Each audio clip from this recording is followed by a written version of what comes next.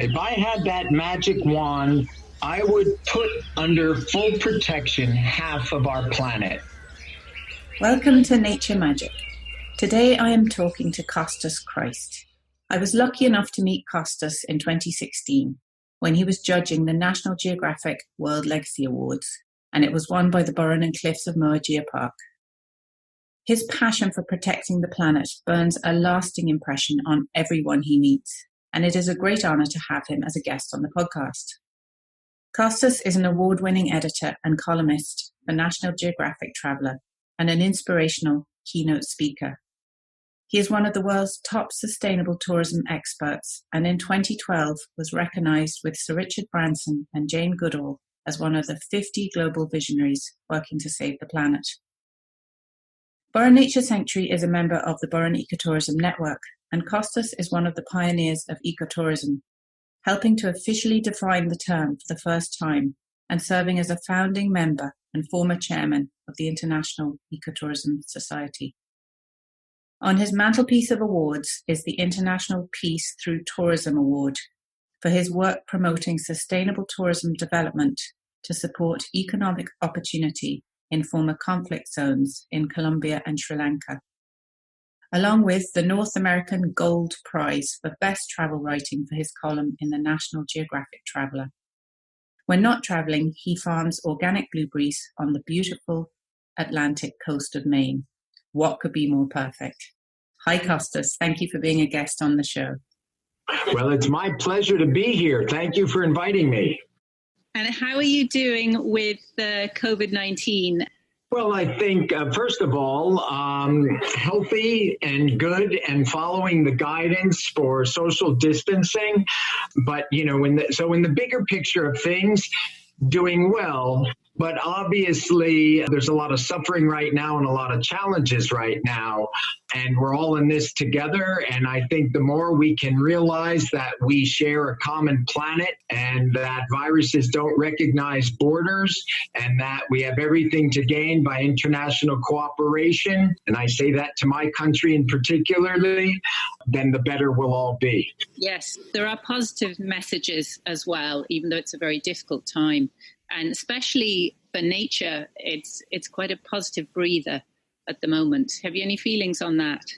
Well, we can't help but sometimes, muse that this is nature's way of pushing back from relentless pollution, pushing back from the illegal trade in wildlife, which is decimating species. And in a kind of anthropomorphic type of world, one thinks nature's saying, we've had enough. You're pushing us too hard and we're going to push back. But in a real sense, I think and I hope that there's going to be an opportunity for learning and wisdom to come out of this in terms of how we approach nature and reconnect with what I think may be the most fundamental and important understanding, which is that Americans not Americans, but people in general, and yes, the United States and globally, have seemed to have forgotten that we are nature. We have created this kind of false sense of reality that somehow we as human beings are over here and nature is over there.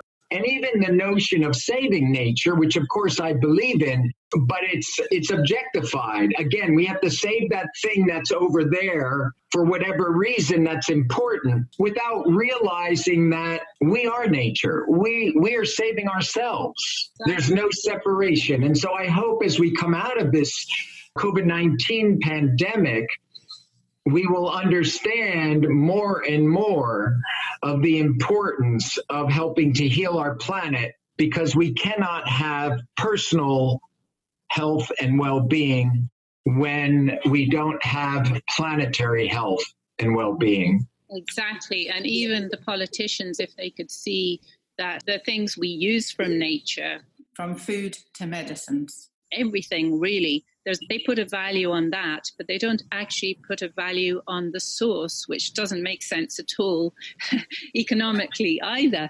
So it's crazy. Hopefully we're all learning a lesson here. Well, Yes, and again, we don't even realize that even we hear all this talk about economies, and sure, important, people's livelihoods, their jobs. This stuff is very important, but the very word economy comes from the word eco, as in ecological. And so the original concepts around economy were directly connected to our ecological world, which we hear more frequently referred to in modern times of the need for the economy and for business to understand their reliance on what we refer to as ecosystem services. So again, it comes back to this point. We've kind of created these illusions that somehow make us think that business is separate from nature. We as humans are separate from nature. Yeah. And of course, we're not. We're intricately combined. No, I think that's put really well. I mean, we have to remember the eco in economy. I mean, that's very impactful and easy to remember for everybody. So how did you become a nature lover or an advocate for nature? Do you remember a particular moment in your life, or is it an ongoing process? To be honest with you, I always had I grew up what we call in the U.S., I guess, a hard scrabble kid. I was raised by a single mother who was a waitress for 46 years.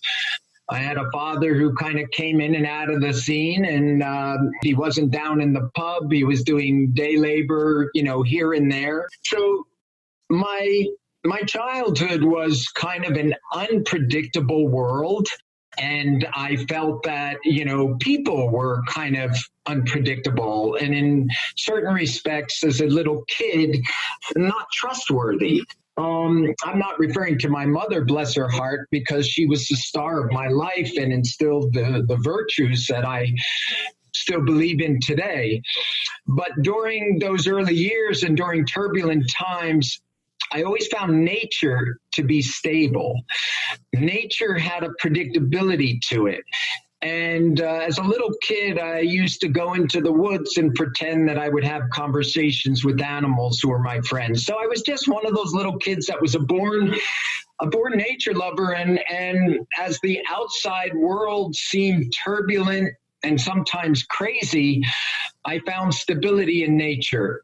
And as I grew older, the only other thing to say is as I grew older, I felt that I also had a responsibility to give back to the thing that brought me comfort. So whereas nature helped me as a youth, as I grew up, I wanted to be there to help nature. That's wonderful. I think that's how a lot of people feel really when they get a little bit older and they look back and see what nature has done for them. Is there a particular plant or animal that you absolutely love and is very special to you? Well, there are animals that are very special to me. Actually, there is a very, very popular, and I read an English translation of it as a kid, of a Japanese children's story, and it's called Urashim Taro. And it's the story of a fisherman who comes down to the beach. It's a kid's story.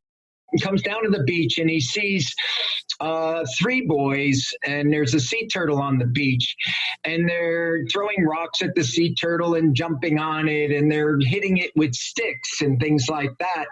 And the sea turtle's hurt, and the fisherman chases the boys away. And the sea turtle says to the fisherman, as a reward for you helping me, I want to take you on a journey. And of course, this is the fantastical world of a children's book. But the sea turtle then takes him on a journey under the water, where he holds onto the sea turtle's back and into an area where there are three different rooms. And basically, it's a story that talks about nature. So I always had a fixation for sea turtles, and I grew up on a barrier island off the coast of New Jersey. And when I was young once, a very large sea turtle washed up on the beach dead, huge. It was the size of like a Volkswagen Beetle car. So as I grew up, I learned more about sea turtles.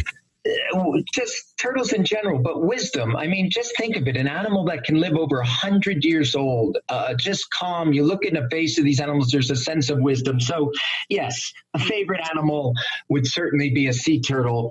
And when I think of favorite plants, well, you're speaking to me, and I'm here in northern New England in Maine on a blueberry farm, and I'd be lying to you if I didn't tell you that blueberries were not my favorite plant. They are. Oh, of course they are. Yes, that's so wonderful. I mean, we have a lot of children at the Burren Nature Sanctuary, and I always ask the very little ones, what's your favorite animal? And you'd be so surprised what they say. Barely able to talk, a range of cow, dog, the normal thing. I've had water buffalo from a little child, under 2. So they just feel a natural love for animals. That's right. And we should nurture that. It's the work that you do. And congratulations to you and Burren Nature Sanctuary for doing that. Thank you very much. We try. So it's very quiet here at the moment, obviously, that we haven't got any visitors. But this time next year, it'll be a hive of activity again, I'm sure. In your life, have you had any spiritual experience with nature? I find that's a great question. And I find, for me, I do find nature in so many respects a spiritual experience. Forests and trees. I mean, it's a euphemism, but the sense of walking into a cathedral, I live here in Maine, so I'm part of what they call the North Woods of Maine. So I'm surrounded by vast spruce forests, and walking into them is truly like walking into a majestic cathedral. So I find forests and being around trees a spiritual experience. And also, I mentioned to you that I grew up on a barrier island in New Jersey, so I learned to surf when I was at a very young age. And surfing became very much a spiritual experience for me. Just sitting on the water and thinking about the energy that moves through the sea and capturing that energy and riding that wave, can be a very, very special experience, something that surfers talk about. That's very powerful, both of those images. Trees are very special to me as well. So I have had a tree come to me in a dream and send me a message, which was interesting. And it was a maple tree. So it was up from sort of your area, well, maybe a bit below you, upstate New York, around there. So no, they're in our neighborhood. We have them, and and maple trees. What gifts they give us every year. We are right now. This is the month of April, and here in New England, they have started, including in Maine, where I am, what we call the sugar bush. Making maple syrup. Yeah. Oh, and I ate maple syrup this morning on a little bit of toast with peanut butter, and so one of my favorites. Yeah, the thought of them tapping the maple now and bottling it, and all those trees providing that delicious treat for everybody. Nature is the gift that keeps on giving. Absolutely, it is. What positive action could you suggest for people to do to help support the planet? Well, I think, one of them I just, mentioned briefly. One would be just to reflect and think on, reconnecting who we are with nature. Again, this whole notion that we've somehow created this illusion that we're separate, and we're not. We are nature, and when we protect nature, we protect ourselves. When we heal nature, we heal ourselves. So I think in terms of positive actions, I would say one would be just to reflect on that and think about that and bring us back to the importance of our connection with nature. And then secondly, I work a lot in the travel industry, and I think you're familiar with my background. I've been involved with helping to develop the early concepts around ecotourism, which is defined as responsible travel to natural areas that protects nature and sustains the well-being of local communities. And of course, the reason for that is because we know that when local communities also see their lives directly connected to protecting nature, then they become our partners and allies in conservation. But my point here, in terms of a positive action, I would say that when we do begin to travel again, and it will happen because travel has been part of the human experience from the very, very earliest concepts. We are born wanderers. And when we begin to travel again, I would just say one of the most positive actions each of us can take is to understand that our travel choices make a difference. And when we choose to travel with companies that are committed to these principles of ecotourism, responsible travel to protect nature and sustain the well-being of local people. When we go to destinations like the Burren in Ireland, for example, that are committed to operating a travel business and experience that is beneficial to nature and supports nature. So our travel choices make a difference. And when you travel as an individual, seek out those companies and give your business to those companies that are also working hard to protect the environment where they operate.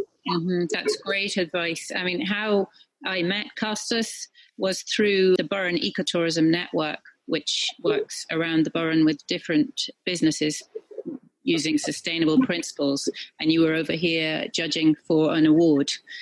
So that's how we were lucky enough to meet you.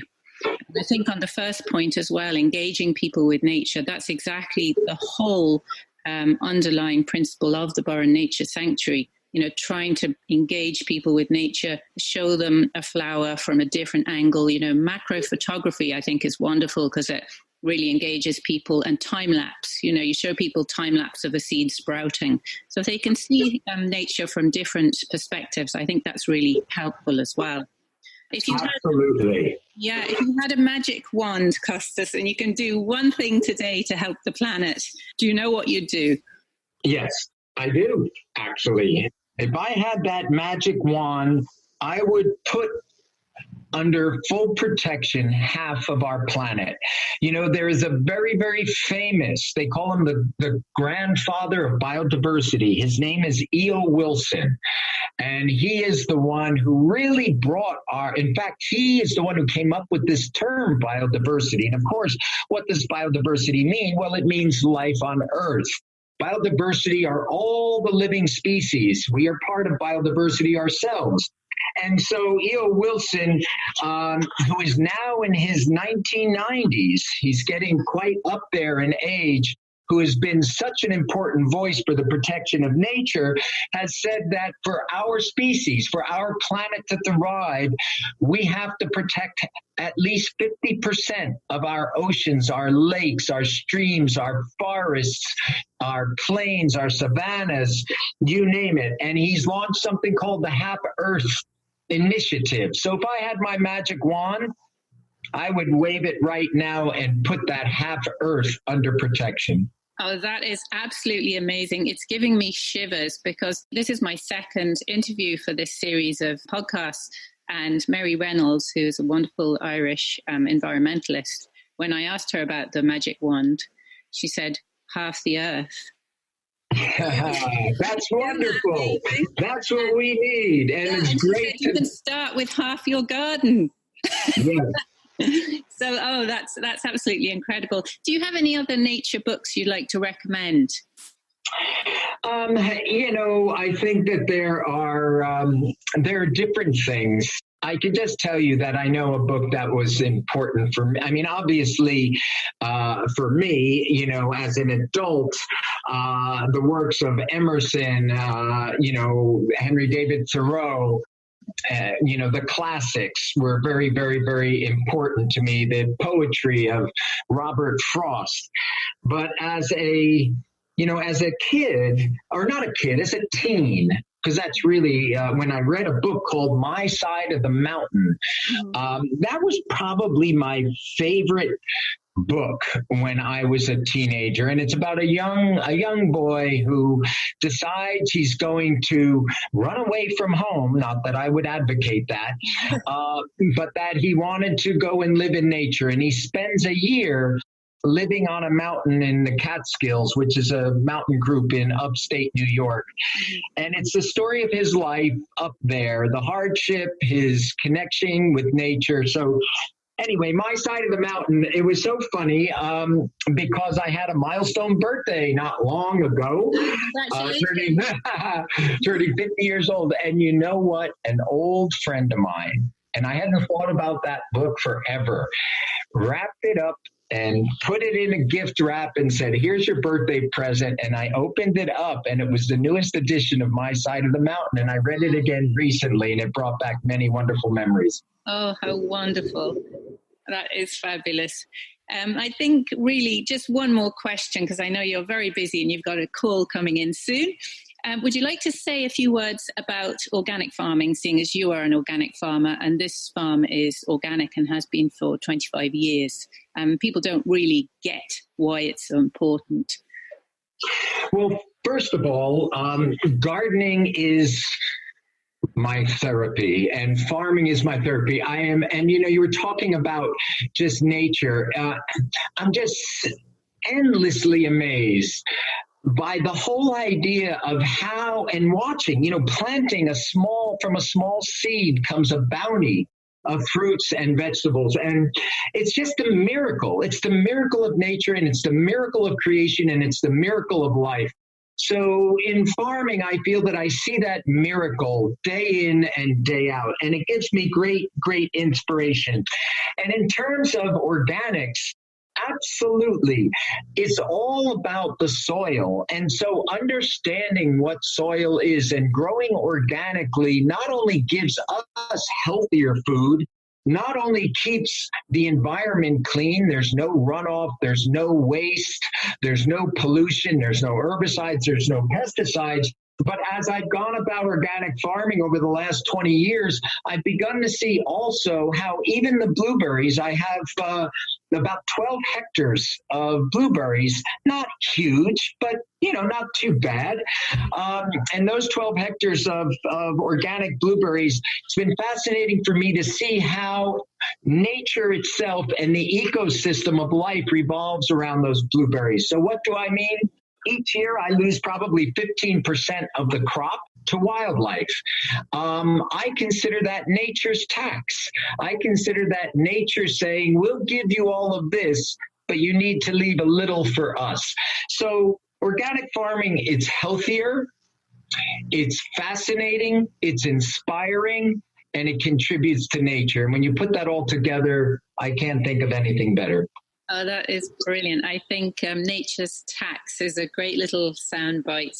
And it was absolutely magical talking to you, Costas. Thank you so much. It was a pleasure to meet you. And we hope you'll come back to the Burren sometime soon and visit us. And I hope all your blueberries grow well and you can keep yourself safe in the COVID-19 lockdown era. Well, thank you. And I'll just say that, the Burren was really an eye-opener for me. What a truly spectacular place. And so when people do get a chance to travel again, I know I want to go back to the Burren, and I hope others get to visit, because I think there are wonderful people there doing creative things just like yourself. You mentioned earlier that there was an ecotourism network there. That's exactly the kind of network that we as travelers want to support. And the Burren is a place that I certainly look forward to visiting again. So thank you very much, and you take care, and all the best and well-being to all of your listeners as well.